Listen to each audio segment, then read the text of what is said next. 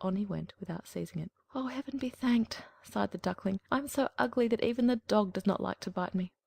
And so it lay quite quiet, while the shots rattled through the reeds, and gun after gun was fired. At last, late in the day, all was still, but the poor duckling did not dare to rise up. It waited several hours before it looked round, and then hastened away out of the moor as fast as it could. It ran on over field and meadow. There was such a storm raging it was difficult to get from one place to another. Towards evening the duck came to a little miserable peasant's hut.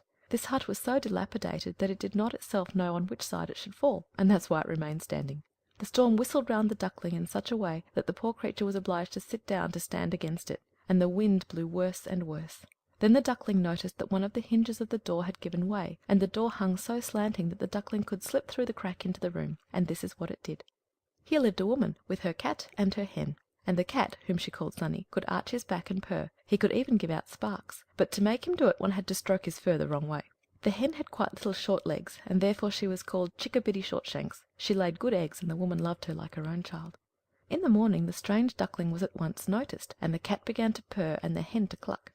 "What's this?" said the woman, and looked all around, but she could not see well, and therefore she thought the duckling was a fat duck that had strayed. "This is a rare prize," she said. "Now I shall have duck's eggs. I hope it is not a drake. We must try that." And so the duckling was admitted on trial for 3 weeks, but no eggs came. And the cat was master of the house, and the hen was the lady, and always said, "We in the world," for she thought they were half the world, and by far the better half. The duckling thought one might have a different opinion, but the hen would not allow it. "Can you lay eggs?" she asked. "No." "Then will you hold your tongue?" And the cat said, "Can you curve your back and purr and give out sparks?" "No." "Then you will please have no opinion of your own when sensible folks are speaking." And the duckling sat in a corner and was melancholy. Then the fresh air and sunshine streamed in, and it was seized with such a strange longing to swim on the water that it could not help telling the hen of it. "What are you thinking of?" cried the hen. "You have nothing to do, that's why you have these fancies. Lay eggs, or purr, and they will pass over." "But it is so charming to swim on the water," said the duckling. "So refreshing to let it close above one's head, and to dive down to the bottom." "Yes, that must be a mighty pleasure truly," quoth the hen. "I fancy you must have gone crazy. Ask the cat about it. He's the cleverest animal I know. Ask him if he likes to swim on the water, or to dive down. I won't speak about it myself. Ask our mistress, the old woman. No one in the world is cleverer than she. Do you think she has any desire to swim, and to let the water close above her head?" "You don't understand me," said the duckling. "We don't understand you? Then pray who is to understand you? You surely don't pretend to be cleverer than the cat and the woman. I won't say anything of myself. Don't be conceited, child, and thank your Maker for all the kindness you have received. Did you not get into a warm room, and have you not fallen into company from which you may learn something? But you are a chatterer, and it is not pleasant to associate with you. You may believe me, I speak for your good. I tell you disagreeable things, and by that one may always know one's true friends. Only take care that you learn to lay eggs, or to purr and give out sparks." "I think I will go out into the wide world," said the duckling. "Yes, do go," replied the hen. And so the duckling went away. It swam on the water and dived, but it was slighted by every creature because of its ugliness. Now came the autumn. The leaves in the forest turned yellow and brown. The wind caught them so that they danced about, and up in the air it was very cold. The clouds hung low, heavy with hail and snowflakes, and on the fence stood the raven, crying "Croak, croak," for a mere cold. Yes, it was enough to make one feel cold to think of this. The poor duckling certainly had not a good time. One evening the sun was just setting in his beauty. There came a whole flock of great handsome birds out of the bushes. They were dazzlingly white, with long flexible necks. They were swans. They uttered a very peculiar cry, spread forth their glorious great wings, and flew away from that cold region to warmer lands, to fair open lakes. They mounted so high, and the ugly duckling felt quite strangely as it watched them. It turned round and round in the water like a wheel, stretched out its neck towards them, and uttered such a strange loud cry as frightened itself. Oh! It could not forget those beautiful happy birds. And so soon as it could see them no longer, it dived down to the very bottom, and when it came up again it was quite beside itself. It knew not the name of those birds, and knew not whither they were flying, but it loved them more than it had ever loved anyone. It was not at all envious of them. How could it think of wishing to possess such loveliness as they had? It would have been glad if only the ducks would have endured its company, the poor ugly creature. And the winter grew cold, very cold. The duckling was forced to swim about in the water to prevent the surface from freezing entirely, but every night the hole in which it swam about became smaller and smaller. It froze so hard that the icy covering crackled again, and the duckling was obliged to use its legs continually to prevent the hole from freezing up. At last it became exhausted, and lay quite still, and thus froze fast into the ice. Early in the morning a peasant came by, and when he saw what had happened he took his wooden shoe, broke the ice crust to pieces, and carried the duckling home to his wife.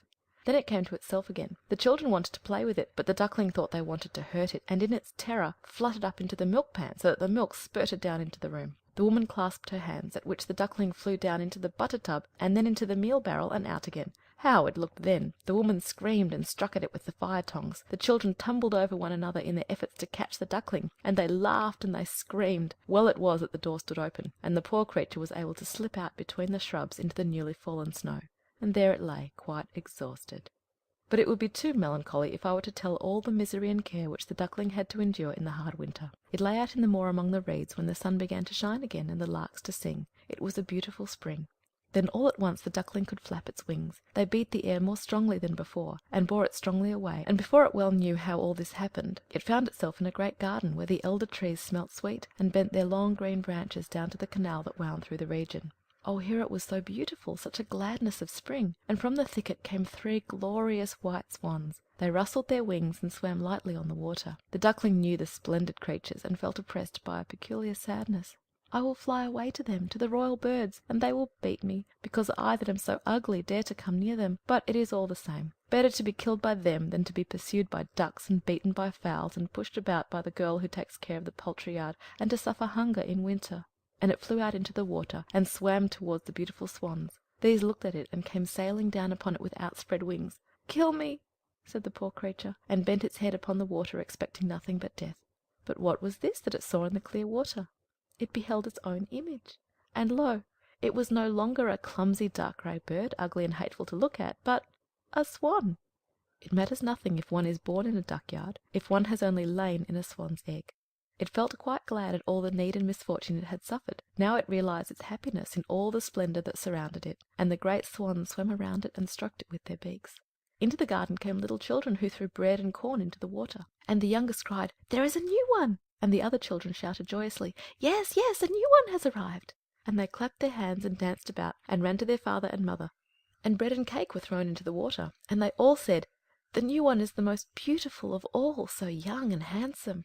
And the old swans bowed their heads before him. Then he felt quite ashamed, and hid his head under his wings, for he did not know what to do. He was so happy, and yet not at all proud. He thought how he had been persecuted and despised, and now he heard them saying that he was the most beautiful of all birds. Even the elder tree bent its branches straight down into the water before him, and the sun shone warm and mild. Then his wings rustled, he lifted his slender neck, and cried rejoicingly from the depths of his heart, "I never dreamed of so much happiness when I was the ugly duckling.